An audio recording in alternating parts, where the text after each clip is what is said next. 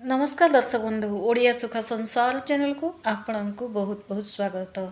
देवस्नान पूर्णिमा दिन बदलिबाकु जाउछि चारोटी राशिर भाग्य। सेमानक उपरे महाप्रभु जगन्नाथ और माता लक्ष्मीकर अपार कृपा वर्षिबाकु जाउछि, जहा द्वारा आर्थिक उन्नति सह भाग्यर संपूर्ण सहयोग मिलिबाकु जाउछि। फ्रेंड्स, आसंता देवस्नान पूर्णिमा पर ना उल्टिबाकु जाउछि भाग्यर चक्र। महाप्रभु श्री जगन्नाथ स्नान यात्रा पर एमती एक दुर्लभ ग्रह संयोग बनवाक जाउछि फ्रेंड्स, जहाँ 12टी राशि मध्यरु 4टी राशि व्यक्ति को करदेव मालामाल। जदि आपण दीर्घ दिन हेब आर्थिक समस्या, चाकरी किंबा व्यापार असफलता दे गति करछंती, तेबे महाप्रभु आपणक दुख शुणी सारिछंती। फ्रेंड्स, 2026 एही स्नान पूर्णिमा आपणक जीवन रे क्यों बड़ चमत्कार आणिब, सेही सबु गुप्त सूचना आज मु आपणको एही वीडियो माध्यम रे जणैबी। वीडियोटी को शेष पर्यंत निश्चय देखंतु फ्रेंड्स, जो द्वारा आपण जानि परिबे एक महत्वपूर्ण उपाय विषय मध्ये मु आपणको जणैबी। जे उपायटी करिबे द्वारा आपणकर भाग्य 10 गुण शीघ्र चमकाई देबो।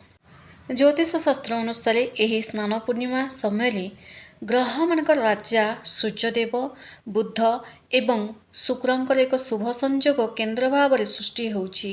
एहा सहित देवगुरु बृहस्पति शुभ दृष्टि यही 4टी राशि उपरे पड़ाक जाउछि। फ्रेंड्स, जेतेबेले जगतर नाथ जगन्नाथ निजे स्नान मंडप को आसंती, सेतेबेले ब्रह्मांडर समस्त नकारात्मक शक्ति दूर हो जाए एवं सकारात्मक शक्तिर प्रभाव बढ़ी जाए। फ्रेंड्स, यही स्नान पूर्णिमा ठारू यही 4टी राशि भाग्य ही बदलिबाकु जाउछि। सेमानकर सबु दुख दूर करदेवे प्रभु श्री जगन्नाथ।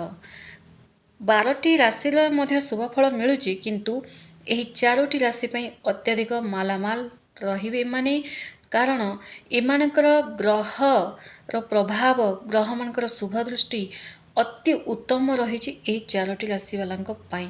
कारण किछि जति भल समय रे ग्रह मानकर संयोग रे व्यक्ति जीवन रे गोटे सुप्रभाव ही पड़ी थाए, जो द्वारा ये 4टी राशि पाई बहुत एमाने भाग्यशाली साब्यस्त होगाकू जाउछंती।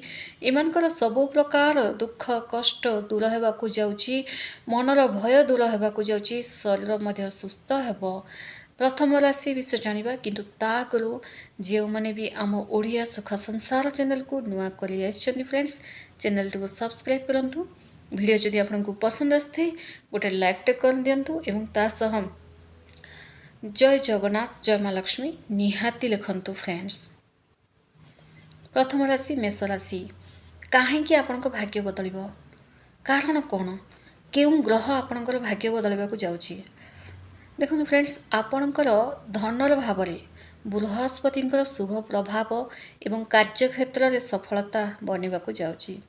बृहस्पति जी की नवग्रहर गुरु मध्य कहा जाए, बृहस्पति को तांकर शुभ प्रभाव, तांकर शुभ दृष्टि पड़िबा जोगु एही देवस्नान पूर्णिमा रे ग्रह मानकर एमिति एक बड़ संयोग बनिबा जोगु आपणकर भाग्य बदलिबाकू जाउछि। फ्रेंड्स, दीर्घ दिन अटकी रहितबा टंका आपणको मिलिबाकू जाउछि।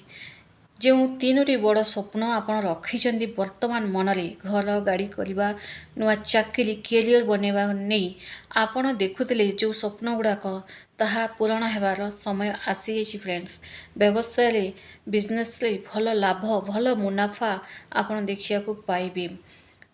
समय सबुबले समान रहे ना फ्रेंड्स, आपणकर धैर्यर फल महाप्रभु एबे देवाकू जाउछंती। सबु प्रकार कष्ट आपणकर दूर करबाकू जाउछंती। महाप्रभुंक ऊपर विश्वास रखंतु। आपणकर ग्रह मानकर स्थिति मध्ये भल रहिछि, सेथिबे आपणकर एही समय देवस्नान पूर्णिमा ठारू भाग्य बदलिबाकू जाउछि। द्वितीयटी राशि होछि मिथुन राशि। काहेकि आपणक भाग्य बदलिब, प्रथमे ताहा जानिबा निहाती आवश्यक। देखंतु, मिथुन राशि बुधात्य जोगर सीधा सड़क शुभ प्रभाव आपणक राशि उपरे पड़ुछि। बुधात्य युग सूर्य एवं बुधंकर मिलन रे जो जोग बनी थाए ताहाकू कहुए बुधात्य जोग। एवं बुधदेव आपणक राशि अधिपति। बुधात्य जोगरे व्यक्ति मालामाल होइतांती। आपण निजे मध्य नोटिस करथिबे, जणे ମାନେ କିଛି ବି ନଥିବ ତାଙ୍କ ପାଖରେ, କିନ୍ତୁ ହଠାତ୍ ତାଙ୍କ ପାଖରେ ଧନ ସୁଖ ସୌଭାଗ୍ୟ ସବୁକିଛି ମିଳିବାକୁ ଲାଗିଥାଏ। ବଡ଼ ବଡ଼ ଗାଡ଼ିରେ ବୁଲାବୁଲି କରିଥାନ୍ତି, ହଠାତ୍ ତାଙ୍କ ଲାଇଫଷ୍ଟାଇଲ୍ ହିଁ ଚେଞ୍ଜ ହେଇଥାଏ। ତାଙ୍କର ଯଦି ଏମିତି ବୁଦ୍ଧାତ୍ୟ ଯୋଗ ଯଦି ପଡ଼ିଥାଏ ତାଙ୍କ ରାଶିରେ, ବ୍ୟକ୍ତିଙ୍କୁ ହଠାତ୍ ଧନ ମିଳିବାକୁ ହିଁ ଲାଗିଥାଏ, ତାଙ୍କ ଲାଇଫରେ ଚମତ୍କାର ହେବାକୁ ଲାଗିଥାଏ। ଚାକିରୀ କ୍ଷେତ୍ରରେ ପଦୋନ୍ନତି ଏବଂ ଦରମା ବୃଦ୍ଧିର ଯୋଗ ବନିବ ଦେବସ୍ନାନ ପୂର୍ଣ୍ଣିମା ଠାରୁ। ସମାଜରେ ଆପଣଙ୍କର ମାନ ସମ୍ମାନ ବଢ଼ିବାକୁ ଲାଗିବ ଫ୍ରେଣ୍ଡସ୍। ଯେଉଁମାନେ ଆପଣଙ୍କୁ ପଚାରୁନଥିଲେ ସେମାନେ ମଧ୍ୟ ଆପଣଙ୍କ ସହ ମିଶିବାକୁ ଲାଗିବେ। ମାନ ସମ୍ମାନ ଆପଣଙ୍କର ବଢ଼ିବ। ଆପଣ ଯେଉଁଠି ବି ଯାଉଛନ୍ତି ନା, ଆପଣଙ୍କୁ ଗୋଟେ ବଡ଼ ଷ୍ଟାର ନଜରରେ ହିଁ ଆପଣଙ୍କୁ ଦେଖିବେ। ନୂଆ ନୂଆ ଆୟର ପନ୍ଥା ଖୋଲିବ, ଟଙ୍କା କମେଇବାକୁ ଲାଗିବେ, କାରଣ ମହାଲକ୍ଷ୍ମୀ ହିଁ ଧନ ଦୌଲତ ସୁଖ ସୌଭାଗ୍ୟ ସବୁକିଛି ଦେଇଥାନ୍ତି। ମା ଲକ୍ଷ୍ମୀଙ୍କର କୃପା ହେଲେ ବ୍ୟକ୍ତି ରଙ୍କରୁ ରାଜା ମଧ୍ୟ ବନିଯାଆନ୍ତି। ଆପଣଙ୍କର ବୁଦ୍ଧିମତ୍ତା ଯୋଗୁଁ ଆପଣ ବଡ଼ ସଫଳତା ପାଇବେ, ଯେଉଁଟାକି ଆଜି ଯାଏଁ ଆପଣଙ୍କର ବୁଦ୍ଧି ହିଁ ଆପଣ କେଉଁଠି ୟୁଜ୍ କରିପାରୁନଥିଲେ। ସବୁବେଳେ କେଉଁଠି ନା କେଉଁଠି ଗୋଟେ ବନ୍ଧନରେ ବାନ୍ଧି ଯାଉଥିଲେ, କିନ୍ତୁ ଆପଣଙ୍କର ସେଇ ବୁଦ୍ଧିରେ ଥିଲା ବନ୍ଧନ ଫିଟିବାକୁ ଲାଗିବ। ଆପଣଙ୍କ ଶରୀରରେ ଥିବା ସବୁ ପ୍ରକାର ନକାରାତ୍ମକ ଦୂର ହେବାକୁ ଲାଗିବ। ନେକ୍ସଟ ରାଶି ହେଉଛି ସିଂହ ରାଶି। କାହିଁକି ଆପଣଙ୍କ ଭାଗ୍ୟ ବଦଳିବ? ସିଂହ ରାଶି ଜାଣିବା ନିହାତି ଜରୁରୀ, କାରଣ ଯେଉଁ ପର୍ଯ୍ୟନ୍ତ ଆପଣ ଜାଣିବେନି ସେ ପର୍ଯ୍ୟନ୍ତ ଆପଣ କିଛି ବୁଝିପାରିବେନି କି କାହିଁକି ଭାଗ୍ୟ ବଦଳିବ। ଦେବସ୍ନାନ ପୂର୍ଣ୍ଣିମାରେ କାହିଁକି ଆପଣଙ୍କ ଭାଗ୍ୟ ବଦଳିବ? ଆପଣଙ୍କ ରାଶିର ଅଧିପତି ହେଉଛନ୍ତି ସୂର୍ଯ୍ୟ ଦେବତା। ଶୁଭ ସ୍ଥିତି ଭାଗ୍ୟସ୍ଥାନକୁ ମଜବୁତ କରୁଛନ୍ତି ସେ ଆପଣଙ୍କର, ଏବଂ ଭାଗ୍ୟ ମଜବୁତ ହେଲେ ବ୍ୟକ୍ତି ଚାରି ଦିଗରୁ ସେ ଧନବାନ ଲାଭବାନ ଏବଂ ମାଲାମାଲ ହୋଇଥାନ୍ତି। ଭାଗ୍ୟ ଆପଣଙ୍କୁ 100% ସାଥ ଦେବାକୁ ଯାଉଛି ଫ୍ରେଣ୍ଡସ୍। ଯଦି ଆପଣ ଇଲିଗାଲ କାମରେ ଫସିଯାଇଛନ୍ତି, କୋର୍ଟ କଚେରୀ ମାମଲାରେ ରାୟ ଆପଣଙ୍କ ସପକ୍ଷରେ ଯିବ ଏବଂ ବିଜୟ ମିଳିବ ଆପଣଙ୍କୁ।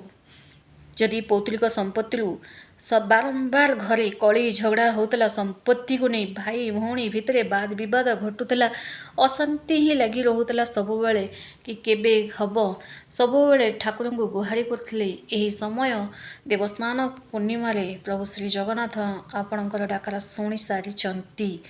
ପୌତ୍ରିକ ସମ୍ପତ୍ତିରୁ ଆପଣଙ୍କୁ ଲାଭ ମିଳିବ। ଯଦି ଆପଣ କୌଣସି ନୂଆ କାମ ଆରମ୍ଭ କରିବାକୁ ଚାହୁଁଛନ୍ତି, ତେବେ ଏହି ସମୟ ସବୁଠାରୁ ଶ୍ରେଷ୍ଠ ସମୟ ଆପଣଙ୍କ ପାଇଁ।